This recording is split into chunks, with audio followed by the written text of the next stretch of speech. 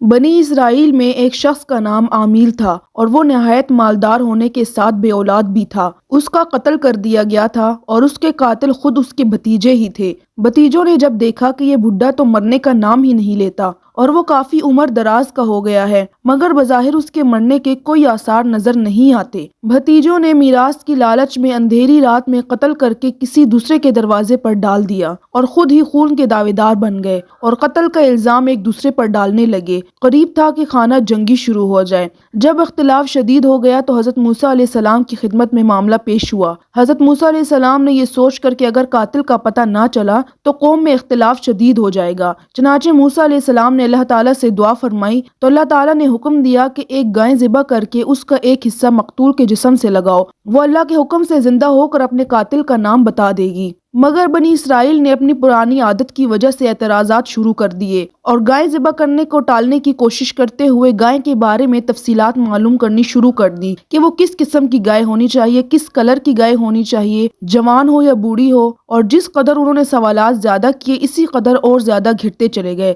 آخرکار ایک خاص قسم کی سنہری گائے پر بات ٹھہر گئی۔ ان صفات کی حامل گائے ایک شخص کے پاس مل گئی جو اپنی والدہ کا بڑا فرمانبردار تھا اور اس گائے کے چمڑے بھر سونے کے عوض اس کو خریدا اور ذبح کر کے اس کا ایک حصہ، جس کے بارے میں روایات مختلف ہیں، ایک روایت میں ہے کہ گائے کی زبان لگائی اور دوسری روایت میں ہے گائے کی دم کی جڑ لگائی۔ بہرحال وہ مقتول زندہ ہو گیا اور اس نے اپنے قاتلوں کے نام بتائے اور ان دونوں قاتلوں کو میراث سے محروم کرنے کے علاوہ ان کو قصاصاً قتل بھی کر دیا گیا۔ گائے ذبح کرنے کی اصل مصلحت یہ تھی، بنی اسرائیل نے 1000 سال تک مصریوں کی غلامی کی، ان کے ساتھ رہن سہن، اختلاط اور میل جول نے ان کے اندر بت پرستی کے جراثیم پیدا کر دیے تھے اور گائے کی عظمت اور تقدس کا جذبہ بہت زیادہ نمایاں کر دیا تھا۔ پس اللہ تعالیٰ کی مصلحت نے یہ فیصلہ کیا کہ بنی اسرائیل کی اس گمراہی کو کسی ایسے عملی طریقے سے دور کرے جس کا مشاہدہ خود ان کی آنکھیں کر رہی ہیں۔ چنانچہ عملی طور پر گائے ذبح کرا کر ان کو یہ مشاہدہ کرایا گیا کہ جس گائے کی تقدس تمہارے دلوں میں پیوست ہو چکی ہے،